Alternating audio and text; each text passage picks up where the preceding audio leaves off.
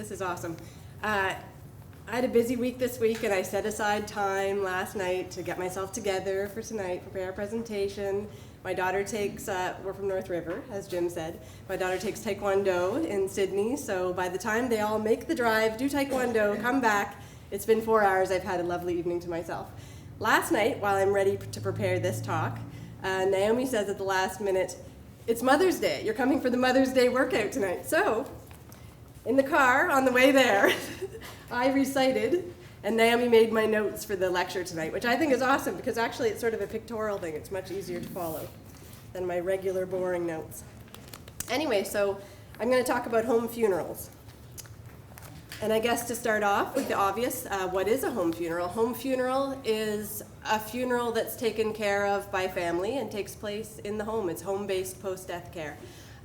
So first of all, when I use the word family, I mean it as a social scientist. I mean it in terms of how a person defines their family, not a nuclear family. I'll use that word throughout the presentation. So it often happens. The death might have been expected. It might have been a death that takes place at home. It might be someone that died in a hospital. Typically the way it goes is that the person's body is either at home or brought home. It's washed and cared for in an old-fashioned way by loved ones. Laid out at home usually, given time for people to come and travel and to visit and to say their goodbyes. A lot of times dry ice is used to keep the body the right temperature, and all of this is legal. Paperwork is done through vital statistics. It's something that seems really complicated, but I hope that I leave you at the end of the night sort of realizing that it's very natural. It's not really a complicated thing at all. So instead of focusing on what is a home funeral, I kind of want to get into a bit of the meat behind this, because this is the stuff that really excites me. So I'm a home funeral guide, which is someone who basically helps people from sort of a social spiritual level to support people to have home funerals. Now there's a difference between myself and a funeral director. A funeral director has gone to get a license, and that gives them the appropriate licensure to transport bodies and to provide professional services around care of the dead. And I don't have that. My job is to encourage families, give them the support they need to do it themselves. And it's a really important distinction, as we'll talk a little bit about later on. But I'm going to California this weekend to do the third and final training to become certified as a home funeral guide, and I'm really excited about that. Except that the training is really bunk. And that's because the whole point is that you don't need to be a professional to do this. That's the whole point of a home funeral guide. Yet, before I'm ready to really hang my shingle out there, I feel that I'd like to have a little bit more time to be together with people who've done this, because it can be intimidating, and so I look forward to that. Now, sort of the bigger picture around home funerals is, and some people use, these terms are all not settled yet. There's the movement is really new in Canada. There'd be only a handful of us really in Canada. In the States it's quite far ahead, and this is going on with some regularity, but not here. So I also call myself a death midwife. And when I use the term death midwifery, there's also death doulas, thanadoulas, and there really isn't a lot of clarity around what each might be.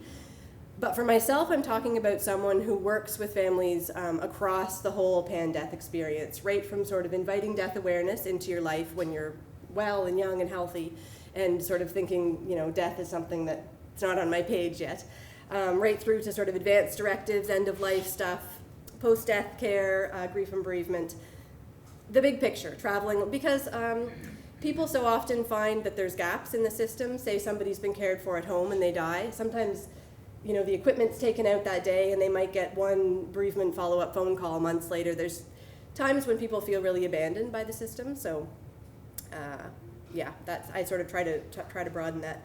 But I was invited to do this talk last week in Dingwall with some seniors there, and there was a group of women who were in their 80s, and they were a tough crowd. And they were. And right off the bat, I could see someone uncomfortably shifting in her chair about these words. And so I questioned her, and she said, yeah, it's the words. And I've heard this before, death midwife, that rubs some people the wrong way. And so just to give you a bit of background about the controversy that's going on there, I identify with the terms in a similar way to what I see a birth midwife bringing to birth, which is accepting that a birth is a natural, I use that word very loosely. It's something that happens in life that doesn't automatically necessitate intervention, as a way of putting it. it might require intervention, but it doesn't necessitate intervention. It's not as if it's not going to happen if there isn't an obstetrician present. And I think birth midwives have shown themselves to be quite good at sitting back if that's possible. And so I hope that a death midwife is doing the same thing for death. It's someone who's recognizing that this is happening. It always has happened. It's always going to happen. And we don't need a funeral director. We don't need all of these systems in place in order for this to be okay with us. Some of the negative reactions are just that, well, birth midwives, that's a good thing, and death is a bad thing. You can't bring those two things together. Another reaction is just that the word midwife, people have gone through a certain amount of training, so you can't just extrapolate that term. These are good reasons. So I think this is going to satisfy this lady, right, who's feeling uncomfortable. She said, no, the other word. So death. And I'm thinking, if I'm going to try and squish this, presentation that's normally 2 hours into 10 minutes, death. Can I just say it? Death, dying. We're going to talk about human remains. And this is a leap because I forget. I get really excited about this stuff, And when someone like Jim is introducing me and I realize, it is close to home. It's close to home for all of us all the time, sometimes rising to the surface, but it's heavy stuff. Because we live in a death-denying culture, don't we? Death is seen as a medical failure. We're totally alienated from dying, from the process of caring from someone who's dead. And so given the Industrial Revolution that we've gone through, we have invented this job for undertakers who undertake to take care of this nasty business that we don't want to have anything to do with. And the profession has done quite well, and it's a growing business. It's been sort of deconstructed a little bit as of late, and I think that people are feeling preyed upon by funeral directors. I don't know if that might be a fair sentiment. Partly because they feel that, people feel, I think, that, and I agree, there's a traditional funeral package that's been offered, but when we look at sort of the historical context of caring for our dead, it's not really a traditional package, is it? It's a contemporary package, and it has a price tag on it, and we're expected to buy that $10,000 funeral and that $5,000 casket that was manufactured in the States. And we're led to believe that we need these professional interventions in order for this to be okay. We need someone else to come and do things that we don't trust ourselves to do anymore. So that's kind of the theme of what I'm going to say. So that's speaking a lot about money, isn't it? And I think that's one strong reason why home funerals have come about. And there is an animosity between home funeral guides and funeral directors that I personally don't think that is necessary. I think that a home funeral guide's job is to help people, to help families figure out what they need, and to, if there's things that you need to get done by a funeral director, then you should go and do that by all means. But if it's things you're willing to do yourself, then to look for the support you need to do it yourself. Also, I think that when do families get together anymore? I mean, birth, death, and marriage, right? If somebody wants to go through a funeral director and have a huge, big, extravagant funeral, I don't think there's anything wrong with that. So it's not just about funerals should be cheap. It's about how do we conduct ourselves. So that's the money issue. I'm going to try and go over some reasons why I believe that home-based death care is a positive thing for our culture. For me, it's a lot about self-sufficiency. Jim mentioned that I'm a homesteader, and we moved here from Ontario 5 years ago with a big trailer full of livestock. And, we're developing a homestead, and if something goes wrong with our plumbing, we don't hire a plumber. We don't hire anybody to do anything around our place. So to me, to think of one of my children or my husband dying at home, the thought of what needs to happen is that I get on the phone and call someone to come and wash their body, to call someone and take their body away from me. It seems absurd, frankly. It seems really absurd.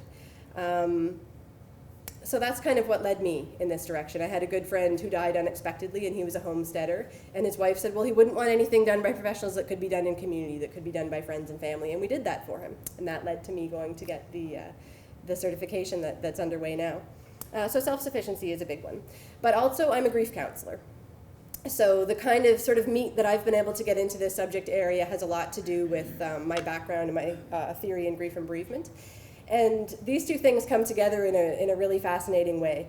And if you went and studied some grief theory, one of the main sort of overarching themes that you'd find is that grief theorists sort of look at an ideal time in terms of human beings being able to accommodate death and loss successfully on a cultural basis.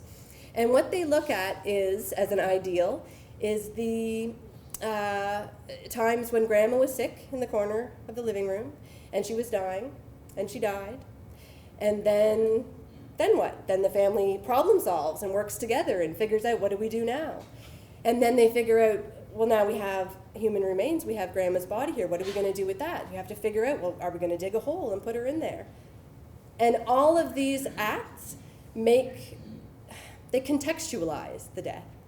And they make us do things with our body, they make us do things with each other, they make us problem solve. All in all, they make meaning of death. And as a grief counselor, that's really my job. I don't get people come to me to be solved. Can you get me out of grief? No, I get you into your grief, because that's where we make meaning of it, and that's where the healing starts to happen. So I just want you in your minds to contrast that sort of situation, which what I would call the opposite situation, is what so often happens is that you're away somewhere, be it at school, be it at a job, and you get a telephone call. Your mother died. Your father died. Maybe you're somewhere where no one where you are even knew your father. No one knows what your father meant to you. So suddenly all it is like up here, right? It's a message in your head. So do you know that happened? Well, yeah, sort of. But you haven't had a felt sense of it. You haven't had an experience of it. The contrast between those two things is massive, really massive. If you look at like Warden's tasks of grief, accepting the reality of the loss. Accepting of the reality of loss, it doesn't just happen up here. It happens in a much more complex way. So it's contextualizing death. It's making meaning, make things visceral for your body. The contrast being like, has anybody here ever dug with a shovel dirt into a grave before? You have? You have. It's quite an amazing experience, isn't it? These things aren't fun. I'm not saying let's do them because they're fun. We do them because they make things real. And we're when we hire everybody to take care of all this stuff for us, we cease to participate in our own lives. We're existing in an intellectual level, and I think there's something important to that. So I work for Dalhousie Family Medicine at the moment. I do a telephone follow. I think this is getting lower as I keep bending more and more.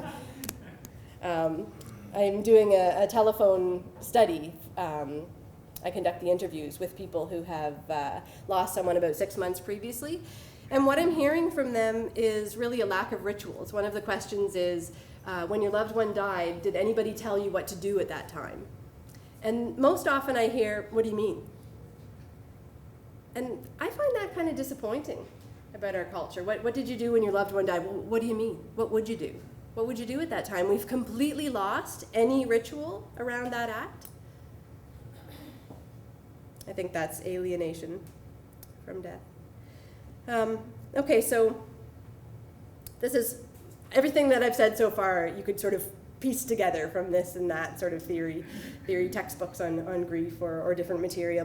But this is an idea that I've had in putting this stuff together and thinking about this, and that is that when we care for our dead ourselves, I think there's something that happens. There's a dichotomy at play, and on one hand, I would call it finding beauty in death. And I've noticed with people who do their own post-death care for their loved ones are always saying, she looks so beautiful. Doesn't she look so beautiful? And from an outside, objective perspective, I'm thinking, well, she looks a little gray, quite honestly. But I understand what they mean when they say beauty. I really understand what they mean, because the beauty is not the beauty myth. The beauty is the act of care that's happened. The beauty is the involvement and the fact that they were part of making that person beautiful in that moment. The beauty is the memories. The beauty is the relationship. That's the beauty, and I think it's real. On the other hand, and so when we give our care of the dead over to people who are embalmers, I know some embalmers and they do fantastic work and they're really proud of their work, and I don't have anything bad to say about that except that they don't know the person, they don't have the context. So the only beauty that they have to put onto that person is what they looked like at their senior prom, right?